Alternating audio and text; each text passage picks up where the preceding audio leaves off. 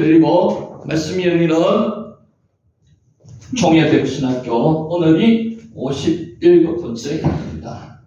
여러분 정말 고생하셨습니다. 57번째 강의까지 거의 매번 참석해 주셔서 감사드립니다. 아멘. 오늘도 여러분을 하나님의 말씀으로 이끄시는 역사가 있으시기를 간절히 축원합니다. 아멘.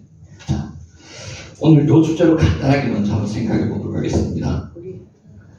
불의한 재판장이라고도 하고 하나님을 두려워하지 않고 사람을 무시하는 재판장이라고 성경에 그렇게 기록되어 있습니다. 여기에 대해서 한번 생각을 해볼게요. 성경시대는 성경이 쓰여졌던 시대라고 생각하시면 됩니다. 성경은 1600년 동안에 쓰여졌습니다. 굉장히 오래됐습니다. 그래서 최종은 예수님 당시 조금 지나서까지 쓰여졌죠. 그 성경시대에 여자들의 모습이 어떠했느냐, 이 여자들의 모습과 오늘 불의한 재판장이라고 얘기합시다. 요 분의 상황하고 같이 결부시켜가지고 한번 생각해 보도록 할게요. 자, 사우디아라비아에서는 인권 침해 사례가 여러 가지 많습니다. 지금 현재요, 남자 친척의 동행이 없이는 여행을 할 수가 없습니다. 남자가 아니고 남자 친척. 여자는 차를 운전할 수가 없습니다. 현재 사우디가 그래요. 여자는 남자와 같은 교육을 받을 수 없습니다. 남성과 함께 일할 수도 없습니다. 남녀 7세 부동석. 옛날에 우리나라 교회를 그렇게 지었잖아요. 기억자로 이렇게 지어가지고 예배를 드렸듯이 지금도 같이 하지 못합니다. 공공장소에서 낯선 남자와 함께 있지 못합니다. 따로 떨어져야 돼요. 여성의 인권이 본격적으로 거론된 것은 19세기부터입니다. 얼마 안 됐습니다. 근데 지금은 여건이 남성의 권리보다 훨씬 더 앞서 나가는 부분도 많습니다. 그 이전에 여성의 인권이란 없었습니다. 성경도 중동의 문화를 그대로 반영하기에 그 당시 여성의 모습을 성경에서는 그대로 보여줍니다. 성경에 보면은 이웃집 재산을 탐내지 말라 하면서 재산 목록을 놔야 합니다. 십계명이 언제 쓰여졌어요? 모세 때 쓰여졌습니다. BC 1440년경, 지금부터 3440년경에 십계명이 기록되었습니다. 남종, 여종, 가족들과 함께 아내를 거론합니다. 중동 문화권에서는 결혼할 때 집착금을 냅니다. 남자가 여자 집에다가 돈을 주고 여자를 데려옵니다. 그게 집착금입니다. 아내를 데려왔기에 재산 목록으로 생각했습니다. 이게 무슨 말인가 하면 여자가 재산이었다는 겁니다. 아니, 부인이 재산이었다는 거예요. 양소처럼 재산의 일종으로 취급했습니다. 여자는 늘 남자에게 종속되고 보호받는 존재였습니다. 결혼 전에는 아버지가 돌아가셨을 때는 큰오빠에게, 결혼한 후에는 남편에게, 남편이 죽으면 장남에게 종속되었습니다. 장남은 재산이 되었다는 겁니다. 만일 아들을 낳지 못하고 과부가 되면 그녀의 재산은 남편의 동생이 전부 가져갑니다. 형사취수. 형이 죽으면 형수를 동생이 취합니다. 그게 형사취수예요. 대신 그녀는 동생과 결혼하여 그의 보호를 받으며 살게 됩니다. 중동의 여성은 일생 남자의 보호를 받으며 살아야 했습니다. 여성 혼자서 살아갈 수 있는 환경이 절대로 안 되었습니다. 못 삽니다. 여자는 남편을 부를 때 주인, 영어로 로드라고 그렇습니다. 주인. 남자는 여러 가지 이유로 부인을 쫓아낼 수 있었습니다. 여자는 남편에게 이혼을 요구할 수 없었습니다. 아주 불평등했습니다. 공식적으로는 아니더라도 비공식적으로 부인을 4명까지 부를 수 있었어요.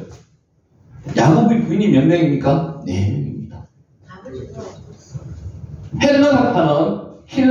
힐레학파는 이혼 사유로 부인의 간음에 국한했습니다. 반면에 산마이학파는 아내가 머리를 풀고 거리를 나가는 것. 이거 풀고 나갈 수도 있죠. 이게 이혼 사유입니다. 이웃집까지 아내의 목소리가 들리는 경우, 목소리가 이웃집에 들리는 경우 아내의 목소리가 이혼 사유입니다. 코에 용종이 질환이 생겨도 이혼 사유입니다. 이런 불합리한 게 지금 생각하면 어디 있습니까? 이혼 당했습니다. 여자들은 가정에서 힘든 일을 도맡아 감당했습니다. 우리 성경 읽을 때 잠언에 이런 이야기 나옵니다. 성경에 현숙한 여인은 아리따고 고운 여인을 뜻하는 거랄까요? 아닙니다. 지금으로 말하는 여자의 미의 기준과 그 당시의 미의 기준이 다릅니다. 현숙한 여인. 현숙한 여인 한번 볼게요. 억세고 일 잘하는 여인을 뜻합니다. 현숙한 여인이. 덩치가 커야 돼요. 일 잘하는 여인은 몸이 건강해야 돼요.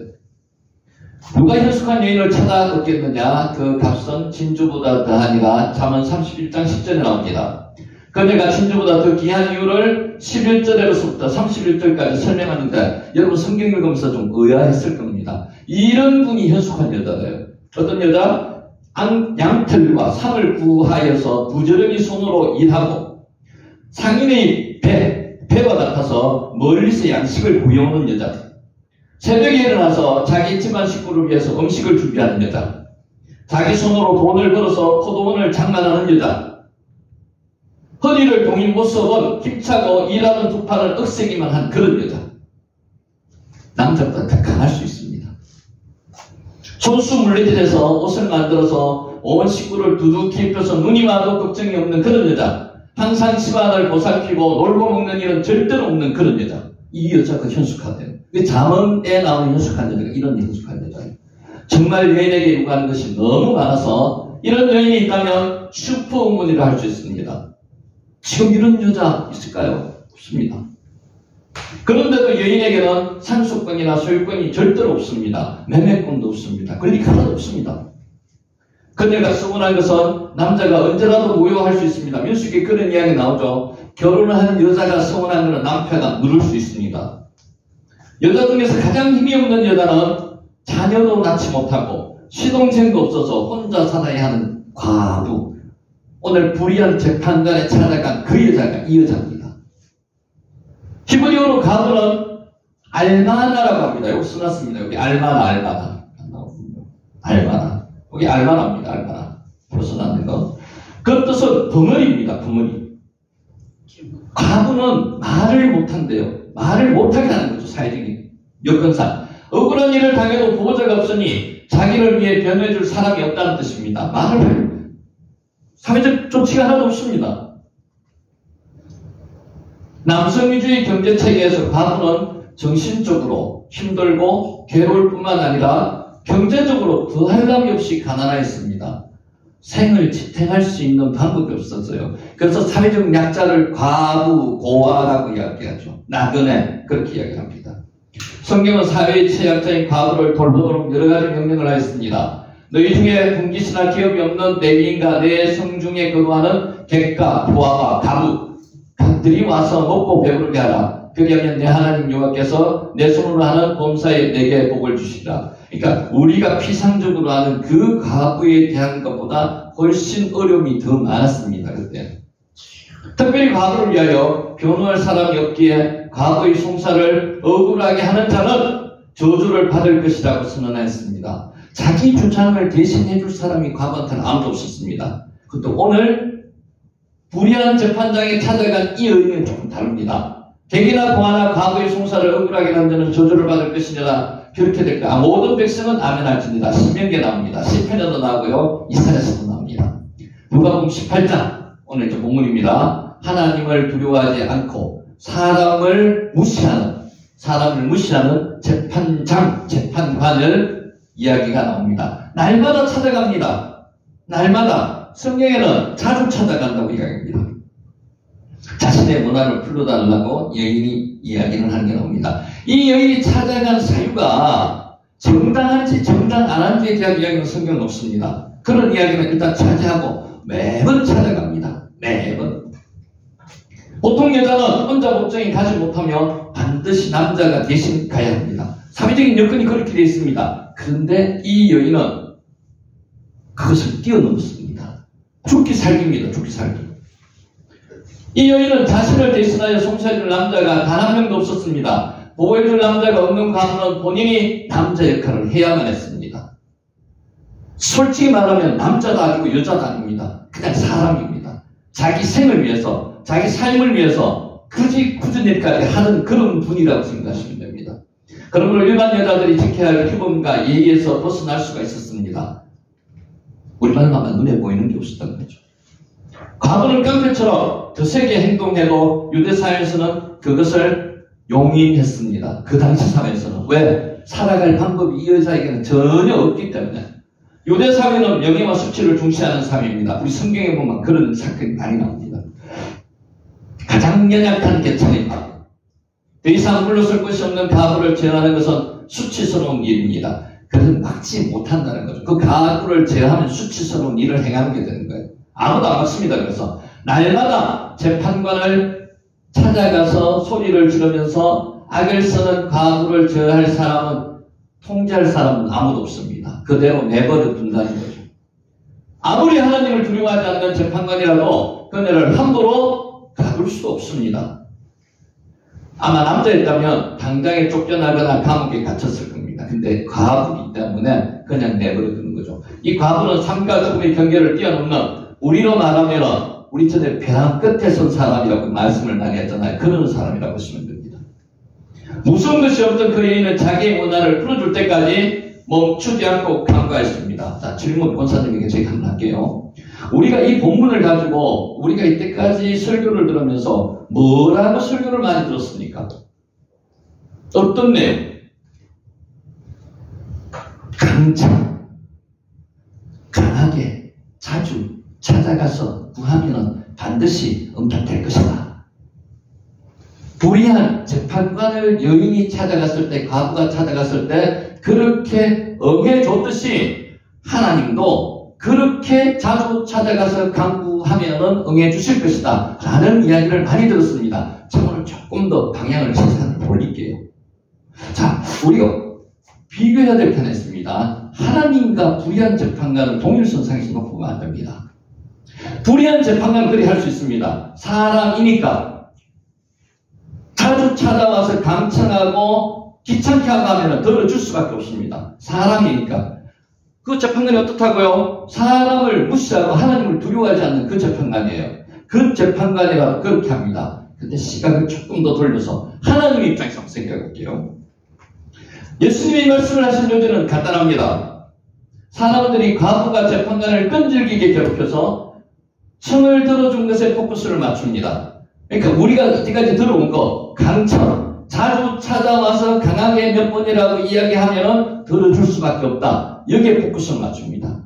강청에 포커스를 맞춥니다. 예수님의 마음은 그녀의 고통의 관심을 가집니다. 사람의 관심을 가지는 거죠. 그 마음의 관심을 가지는 거예요. 차이가 납니다. 그러니까 동일선상에서 예수님과 불의한 재판관을 비교해서는 안 된단 말입니다. 세상에서 가장 연약한 자의 아픔도 외면하지 않으시는, 하나님의 성품에 의지하여 기도하라. 억울하게 죽은 아벨의 피가 호소하는 것을 들으셨던 하나님께서 반드시 그의 기도를 들어주실 것이다. 사람이 그 여자의 아픈 마음을, 그 여자의 중점을 뒀습니다. 그 여자의 아픈 마음에 중점을 뒀습니다. 그것을 그냥 넘기시지 않는 하나님. 차이가 있습니다. 그죠? 강청한다고 들어주시는 분이라기보다는, 강청보다는 한 사람 한 사람이 그 아픈 마음에 초점을 주시다는 거죠. 하나님은 그러신 분이라는 거예요. 그 하나님은 그 기도를 들어주신다는 말이에요. 차이가 조금 있습니다.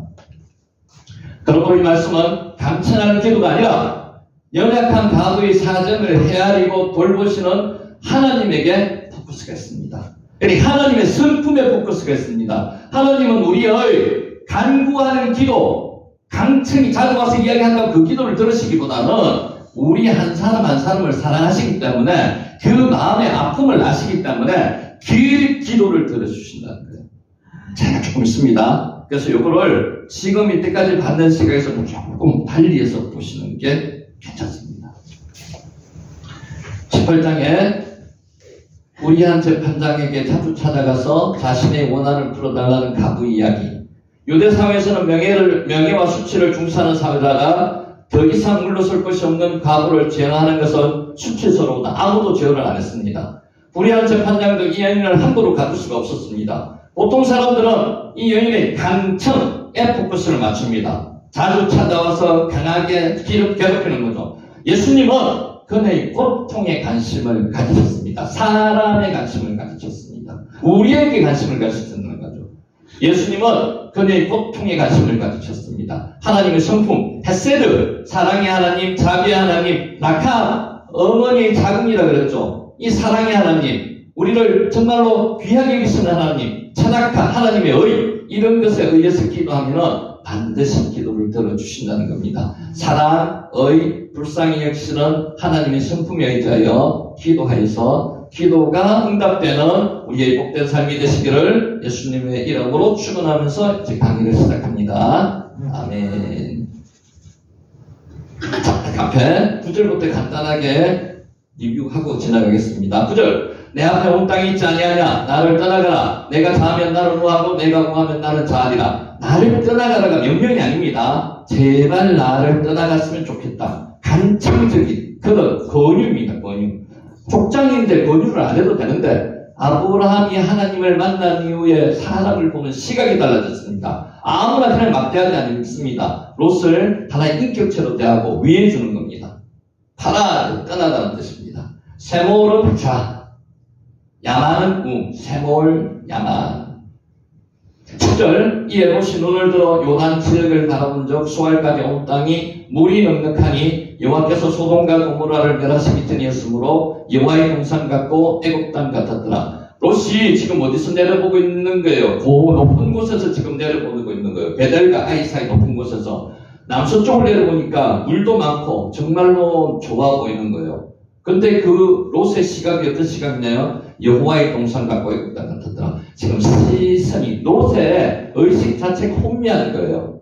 여호와의 동산과 애굽 땅은 같이 이야기가 붙어 있을 수가 없습니다. 완전히 차원이 있다는 거예요. 여호와의 동산은 영적인 부분이고 애굽 땅은 육적인 부분입니다. 그런데 롯은 지금 시각 자체가 이제 세상으로 완전히 갔기 때문에 좋아 보이는 것은 다 자기 눈에 들어오는 거예요. 그래서 여호와의 동산, 애굽 땅이 지금 혼란스럽게 지금 보이는 겁니다. 나사, 눈을 들어 올린다는 겁니다. 나사. 실제로 나사 뜻은 이런 거예요. 이렇게 보는 게 나사의 눈을 들어서. 눈을 돌려서 내야, 나 보는 거죠.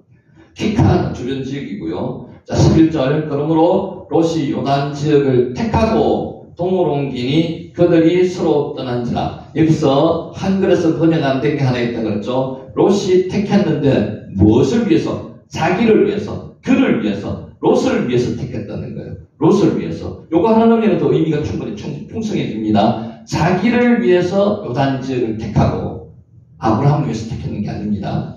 바하르가 선택한다는 뜻이고요. 12절, 아브람은, 여기서 아직까지 아브람입니다. 가나안 땅에 거주하였고, 롯은 그 지역의 도시들에 머무르며 그 장막을 옮겨 소돔까지 이르렀더라. 여기서 한글 성경에는 잘 드러나지가 않는데, 롯이 그쪽 근처로 내려가 그 지역의 도시들에 머물렀다는 요 안에 도시 안으로 들어갔다는 겁니다. 도시 안에 들어가서 살았다는 거예요. 그리고 뒤에 나오는 그 장막을 옮겨 소돔까지 이르렀더라. 질문. 소돔에도 들어갔을까요? 요 구절에서 요 당시는 안 들어갔을까요? 안 들어갔어요. 왜 안 들어갔다고 생각해요? 안 들어갔다고 생각합니다. 왜 안 들어갔을까요? 소돔 고모라가 아주 저게 안 됐겠대. 네, 그 정답에 가깝습니다. 여기 보십시오. 장막을 옮겨서 소돔에 이르렀더라. 장막은 뭐예요? 집이 안 들어가고 밖에서 사는 거예요. 소돔 밖에서 소돔에까지 이르러가 들어가지는 않은 상태. 그 상태를 지금 이야기하는 게 요 구절입니다. 장막을 지금 밖에 치고 보고 있다는 거죠. 왜 그러느냐 하면 요 구절 보시면 됩니다. 소돔 사람은 요 앞에 악함이 큰 죄인이었더라. 롯도 지금 이 상황을 알고 있어요. 그래서 정상적인 사고에서는 지금 못 들어가고 있는 거예요. 들어갈까 말까 요렇게 하고 있는 상태라고 보시면 됩니다. 자, 죄를 가까운 데서 환경에 접하게 되면 죄를 짓게 됩니다. 맞습니까? 그래서 카루시가 필요한 거예요. 어느 목사님이 하고 계셨는데 그분은 자기 스스로가 자신이 있었습니다. 나는 죄에 절대로 빠지지 않으리라. 어디 가서 전도하셨는가 하면 창년촌에 가서 전도를 하셨어요. 몇 년 후에 만났는데 이 목사님이 포기하셨어요. 목회를. 포주가 됐습니다. 실제 있었던 일. 죄는 가까이 하면은 죄에 가까이 있으면 죄에 들어갈 수밖에 없는 입장입니다. 그래서 롯이 지금 그런 상태라고 보시면 됩니다. 소돔의 뜻이 불타는 큰 화재 이런 뜻입니다. 유황불이 내려가 타잖아요. 소돔. 그래서 소돔의 뜻이 소돔, 불타는 큰 화재. 여호와 앞에 큰 죄인이었다. 하나님 앞에서 큰 죄인이었다. 가장 큰 죄인이라고 이야기합니다. 코란데오가 하나님 앞에서는 뜻이거든요. 우리는 하나님 앞에서 어떤 사람이 되어야 됩니까? 거룩한 사람, 신실한 사람, 믿음 있는 사람, 이런 사람이 되어야 되는데 소돔 사람은 하나님 앞에서 악하며 큰 죄인이었더라. 여기서 악하다는 건 하나님은 멀리 떠났다는 것입니다. 하타 죄인이다. 자, 14절 롯이 아브라함을 떠났습니다. 떠난 후에 여호와께서 아브라함에게 이르시되 너는 눈을 들어 너 있는 곳에서 북쪽과 남쪽 그리고 동쪽과 서쪽을 바라보라. 떠나다. 아까 파라드라고 했습니다. 떠나는 게 파라드. 이별입니다. 떠나는 겁니다. 교회에 다니다가도 교회를 떠나는 사람들이 있습니다. 정말로 순수하게 좋은 뜻으로 떠나시는 분은 개척교회를 섬기기 위해서 내지는 선교를 하기 위해서 좋은 뜻으로 떠나시는 분 긍정적인 뜻도 있습니다. 근데 안 좋게 떠나시는 분도 있습니다. 헤어질 때는 긍정적으로 헤어지셔야 됩니다. 롯은 지금 부정적으로 헤어졌어요? 긍정적으로 헤어졌어요? 실제로는 부정적으로 헤어졌습니다. 롯이 자기가 원하는 쪽으로 갔습니다. 그런데 아브라함에 의해서 긍정적으로 헤어짐이 만들었습니다. 왜? 자기가 양보를 했거든요. 싸우지 않았습니다. 이게 하나님의 만난 사람이라는 거죠. 하나님의 은혜를 입은 사람은 절대로 해를 끼치지 않습니다. 다른 사람에게. 하나님의 은혜를 입은 사람은 다른 사람에게 혜택을 주기 위해서 노력합니다. 내가 손해를 보는 게 맞습니다. 하나님을 믿기 때문에. 그 하나님이 그 이상으로 더 채워주신다는 확신이 있기 때문에 그렇습니다. 우리도 그렇게 하시기 바랍니다. 여호와께서 아브라함에게 말씀하셨습니다. 여기서 여호와가 나온 이유를 뭐라고 설명했는가 하면은 언약의 하나님이 이 아브라함을 자식과 같이 키우는 롯과 지금 헤어졌지 않습니까? 얼마나 마음 허탈하겠습니까? 이때 약속의 하나님이 나타나시는 거예요. 나타나셔서 언약의 말씀을 해주시는 겁니다. 자손에 대한 언약도 해주시고요. 땅에 대한 약속도 다시 해주시는 거예요. 그래서 예수님이 하나님이 여기서 나타나서 아브라함에게 아마르 말씀하시는 거예요. 여러분 힘들고 어려운 일이 있을 때 혼자가 절대로 아닙니다. 기도하시면은 하나님께서 말씀하십니다. 어느 하나님께서 언약의 하나님께서 여호와께서 여러분에게 나와 여러분에게 저와 여러분에게 이르시는입니다. 아마라십니다. 그 말씀 세미한 말씀 들어보세요. 그 말씀이 하나님과 만나는 자리입니다. 우리가 기도하는 이유가 그거 아니겠습니까? 기도하지 않는 사람은 이런 내용에 대해서 전혀 영적인 내용에 대해서 할 수 없습니다. 롯을 아브라함을 떠난 후에 여호와께서 아브라함에게 이르시되 너는 눈을 들어. 10절에서 눈을 들으라는 이야기가 나옵니다. 10절 읽어드릴게요. 이에 롯이 눈을 들어 요단지역을 바라본 적. 10절에서는 눈을 누가 들었어요? 롯이 들었습니다. 내가 들었습니다. 인간이 눈을 들었습니다. 그런데 여기서는 너는 눈을 들어. 누가 눈을 들으라고 말씀해 주시는 거예요? 하나님이 말씀을 해 주시는 거예요.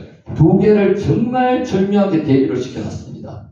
롯은 자기가 눈을 들어서 세속적인 부분으로 갔습니다. 14절에 나오는 아브라함은 하나님께서 눈을 들게 해주심으로써 축복을 보게 해주시는 거죠.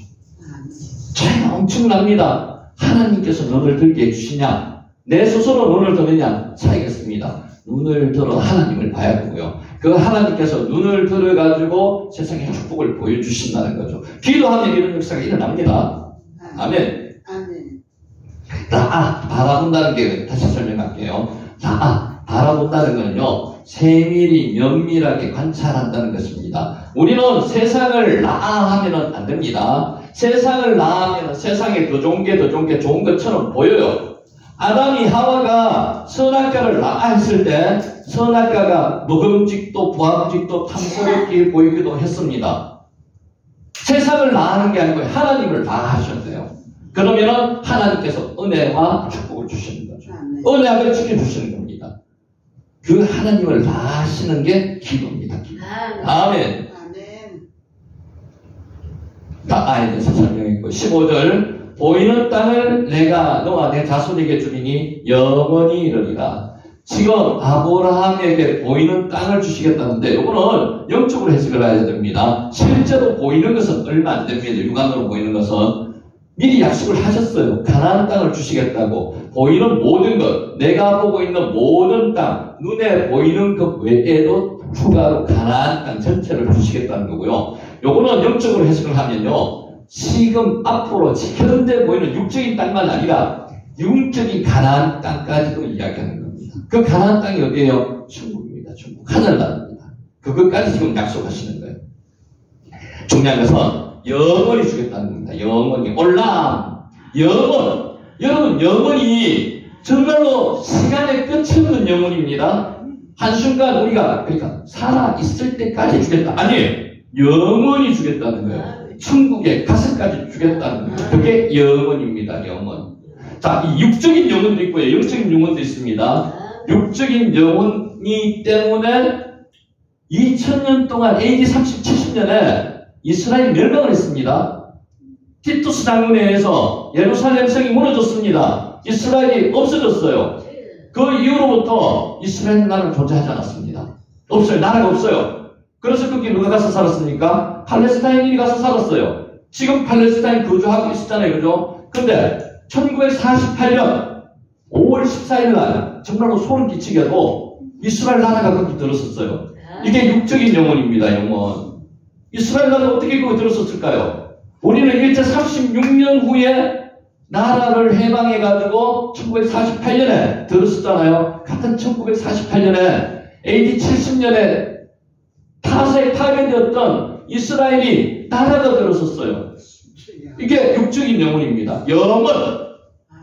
이스라엘 내가 준 가나안 땅을 영원히 너희에게 주겠다는 겁니다. 영원히. 이것을 더 크게 해석하면 영적 영혼까지 이스라엘 가나안 땅, 영적 가나안 땅, 천국까지 영원히 너희에게 주겠다는 겁니다. 아브라함에게 주겠다는 겁니다. 이게 하나님의 언약의 말씀이에요. 그러니까 이 한 구절로 가면 정말로 풍성한 은혜가 여기 안에 있는 겁니다. 영원히, 영원히. 우리는 천국을 언약받은 아브라함의 영적인 아브라함의 후손이 있지 않습니까? 아멘. 천국의 언약을 받은 사람입니다. 그것을 믿고 사시면은 정말로 세상이 뭐 쪼쪼한 거 하나 때문에 슬퍼하고 두려워할 필요가 없습니다. 두려워하지 말라. 하나님께서 나와 함께 하십니다. 하나님께서 내 아버지시고 천국이 내 앞에 있는 사람들인데 두려워할 필요가 없습니다. 아멘.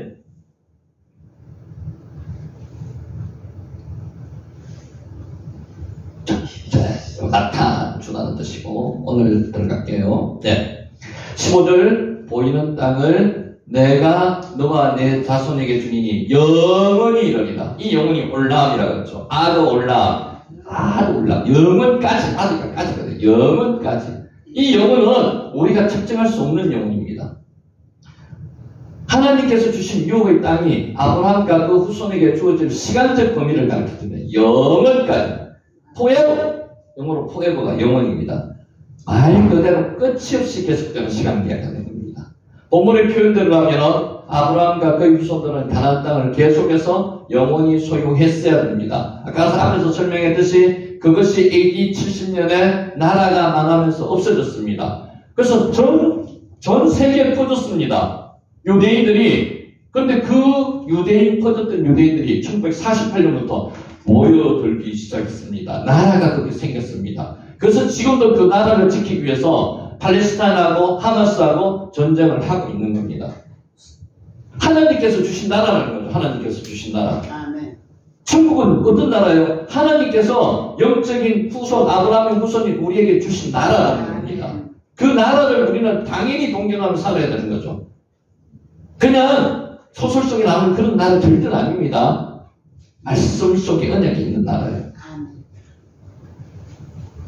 이러한 삶으로 본절에서 나오는 하나님의 약속의 엄정성. 한번 약속하신 하나님은 절대로 지키십니다. 이 말씀이 그냥 겉으로 여기에 기록된 게 한도 없어요. 이 말씀은 우리가 읽으면서 정말로 와 힘내라 그러던데 우와 정말 이런 하나님 은혜가 풍성하신 하나님 언약의 하나님 아까 제가 말씀드렸죠. 조돈하게 세상 것 가지고 싸우지 않게 만드시는 그 하나님 풍성하신 하나님 그 하나님을 이 말씀으로 만나야 된다는 거죠. 우리 오늘 여기서 만나고 계신 그 하나님, 그 하나님이라는 거예요. 두렵고 힘든 일이 있습니다. 지금도 우리는 믿음을 한 번씩 가끔씩 잊어버릴 때가 있습니다. 아브라함이 그랬잖아요. 하나님께서 가나안으로 넘어갔습니다. 하나님께서 축복의 말씀을 다 주셨어요. 가나안 땅 너희 주겠다 그러고 후사도 약속했습니다. 근데 가나안 땅에 가보니까 웬걸? 아니 다 차지하고 있어요. 그래서 갈 데가 없어가지고 산 높은 데만 지금 옮겨 다니고 있는 겁니다. 쭉 내려가가지고 남부 백야도까지 내려갔습니다. 거기까지 가니까 좋은 땅이 없고요. 전부 다 차지하고 있는 거예요. 육적인 눈으로 보면 그렇다는 거죠. 거기서 어떻게 했습니까? 아브라함이 실망했습니다. 거기다가 기근이 왔어요. 그 기근이 뭐예요? 우리의 시련입니다. 시련. 폭풍, 환난, 광야가 닥쳤습니다. 아브라함이 어떻게 했습니까? 그때 초신자였습니다. 하나님께 기도했어야 되는데 기도 안 했습니다. 어디로 내려갔다고요? 애굽으로 내려갔습니다. 우리도 마찬가지예요. 지금 오늘 이런 이야기 많이 듣고요. 성경에 대해서도 자주 읽고 박식하고 하지만은 가끔 가다가 잊어버릴 때가 있습니다. 기도 안 할 때가 있습니다. 그때 기도했던 사람은 금방 돌아옵니다. 그게 수고라고 했잖아요. 기도 안 하는 사람은 그 돌아오는 기간이 굉장히 깁니다. 아니면 영영이 안 돌아올 수도 있어요. 그래서 기도를 해야 된다고 말씀을 봐야 된다는 겁니다. 기도했던 사람은요, 기도가 예수님의 기도처럼 습관적으로 되어버리거든요. 악의 사탄에 빠졌더라도 습관적으로 돌아가 있습니다. 그게 기도입니다. 우리가 그것을 위해서 오늘 이 자리에 있는 거예요. 하나님은 신실하신 분입니다. 절대로 말씀이 변개되지 않습니다. 오늘 이 말씀처럼 영원히 너에게 그 땅을 주겠다 그랬습니다. 그 땅이 육적인 땅도 되겠지만 천국에 있는 그 천국을 우리한테 주겠다는 그 말씀입니다. 지금 당장 괴롭고 힘들고 어렵고 강야가 닥치고 풍랑이 치고 기근이 오더라도 여러분 정말로 그 하나님을 믿는다면 과감하게 헤쳐나갈 수 있습니다. 그런 저와 여러분이 되시길 축복합니다. 아멘. 아도올라 참 귀한 말씀입니다. 아도올라. 우리가 지금 히브리어를 57번째까지 지금 하고 있는데 처음에 만약에 이런 말씀 아도올라는 그러면 굉장히 부정적으로 느끼셨을 거예요. 근데 이 말씀이 정말 은혜롭습니다. 언제까지? 올람 영원히 아도올람 영원까지. 내 살아있을 때까지만 아니고 영원까지 너에게 준다는 게 너에게. 하나님 제자하신 분은 아니거든요.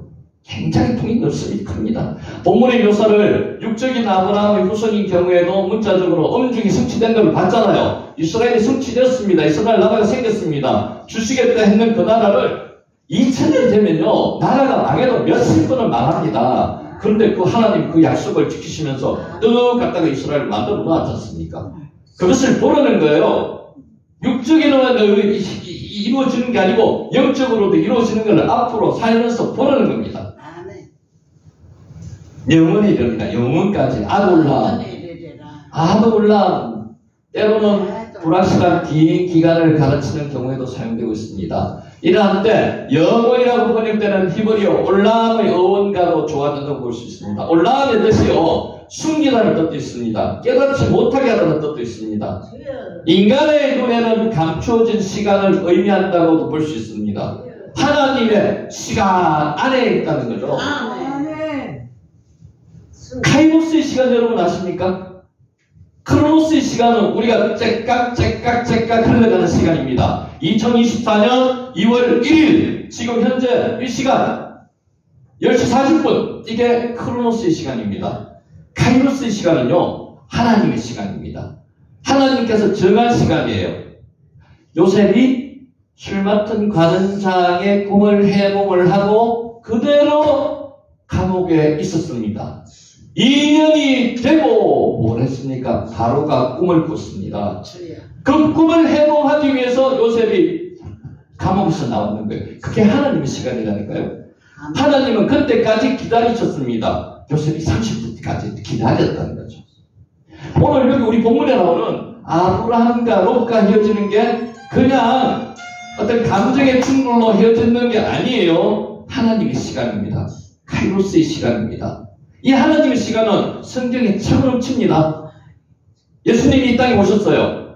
언제 오셨습니까? 하나님의 시간대에 맞춰서 오셨는 겁니다. 아멘. 오순절날 성령이 강림하셨어요. 그 성령이 강림하신 그날이 어느 시간입니까? 그게 하나님의 시간이에요. 오순절날이 이미 이름에 하나님의 계획 속에는 다 있었다는 거죠. 여러분 오늘 이 자리에 계신 게 하나님의 시간 안에 계신 거예요. 아멘. 오늘 우리가 겪고 있는 고통과 고난도 하나님의 시간 안에 있는 거예요. 그 말씀 안에서 살아가는 그 시간 안에 있는 겁니다. 하나님이 사랑하시기 때문에. 만약에 여러분 관계가 없다면 여러분 오늘 하나님 앞에 나올 수 있었겠습니까? 이 자리에 신앙을 지키실 수 있었겠습니까? 없습니다. 저도 마찬가지입니다. 광야가 있었기 때문에 오늘 이 자리에 있는 거예요. 그래서 하나님은 그 사랑을 정말로 실천하게 만들어주시는 귀한 분이라니까요. 이 시간이 하나님의 영존성을 가리키는 문맥에서는 영원을 뜻합니다. 영원. 문맥에 따라서는 인간이 잘 알 수 없는 미래의 시간. 우리는 이 시간 이후에 대해서 알지 못합니다.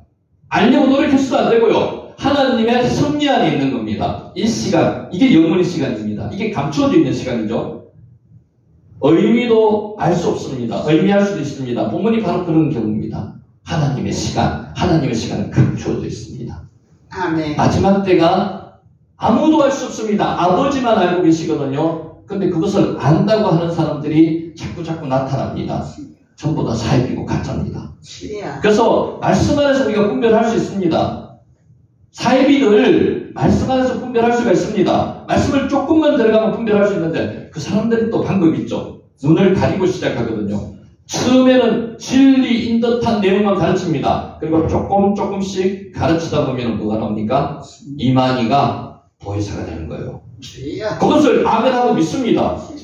처음에 그 사람들이 바보라서 믿습니까? 아닙니다. 그렇게 눈을 현혹합니다. 그게 사탄의 방법이라는 거죠. 하와를 뱀 안에 들어간, 나시 안에 들어간 사탄이 유혹을 할 때 어떻게 유혹을 합니까? 한 번 이야기하지 않았습니다. 여러 번 계속 반복해서 동상 모든 과실의 열매, 나무의 열매를 먹지 말라 하더냐. 하나님은 딱 하나만 이야기했는데 사람한테 뭔가를 의문점을 가지게 만들어줍니다. 사람은 생각할 수 있는 동물이거든요. 거기서부터 문제가 출발하는 겁니다. 맞아. 하나님이 다 먹게 하시고 하나만 먹지 말라 했는가 하고 모든 열매 중에서 그 하나를 먹지 말라고 하는 것 차이가 있습니다. 그것을 사탄은 이용하는 거죠. 지금도 사탄은 그렇게 이용하고 유혹을 하고 있는 거예요.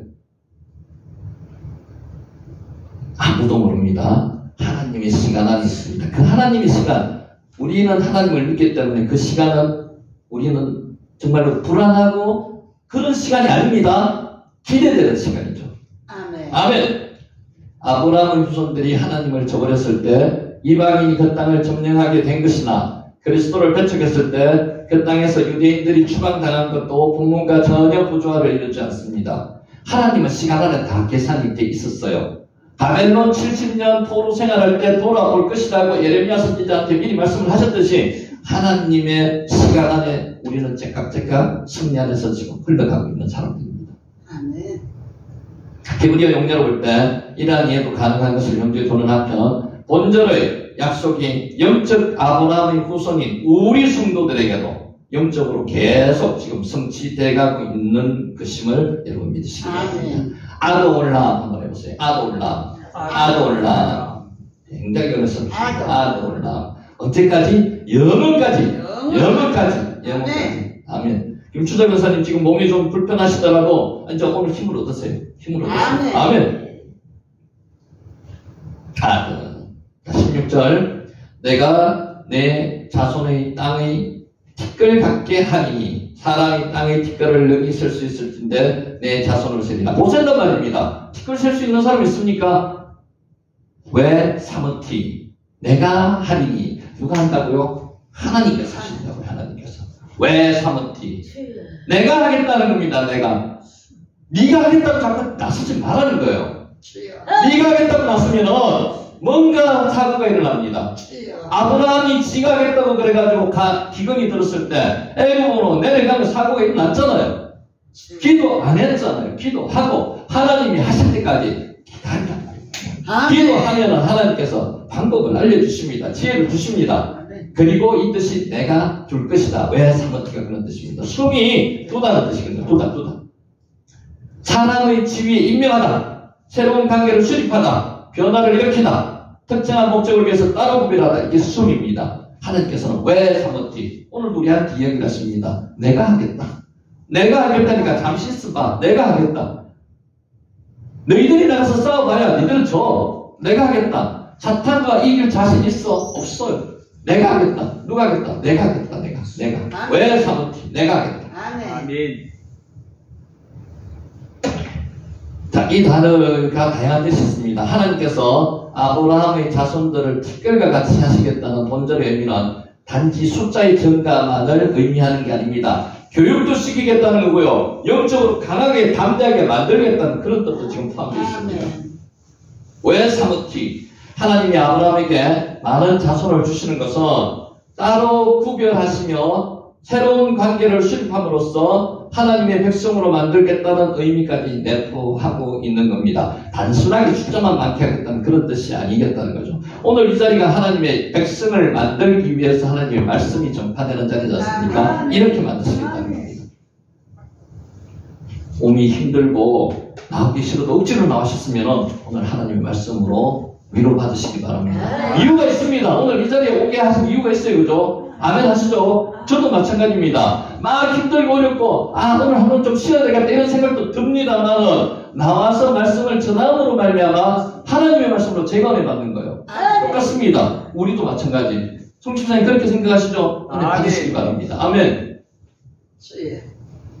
우리가 하나님께 부활복도 단순한 재물의 증가나 좋은 자리에 앉는 게 한된 게 아닙니다. 우리는 하나님께 그렇게 구해요. 인권도 주시고, 은권도 주시고, 물권도 주시고. 아니, 괜찮습니다. 저는 거기도 가능하다고 봐요. 아니, 필요하니까 그거를 구해가지고 어떤 데 써야 돼요?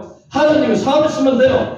내 소욕에 사용하지 말고 하나님의 사업에 쓰시면 됩니다. 필요합니다. 근데 하나님께서 정말로 그렇게 기도의 자리에 갔더라도 결국은 하나님께서 어떻게 바꿔주세요? 하나님의 뜻대로 하게끔 바꿔주세요. 그게 하나님이십니다. 그래서 기도의 자리에 오라는 겁니다. 와서 앉아봐. 그게 중요한 거지. 오지도 안 하고 그런 이야기 하면 안 된다는 거예요. 기도의 자리는 무조건 와야 됩니다. 말씀의 자리는 무조건 와야 됩니다. 그럼으로 인해서 하나님께서 변화시켜 주시는 거예요. 아멘. 느끼시는 부가 많습니까? 아멘. 두다는 뜻입니다. 두다.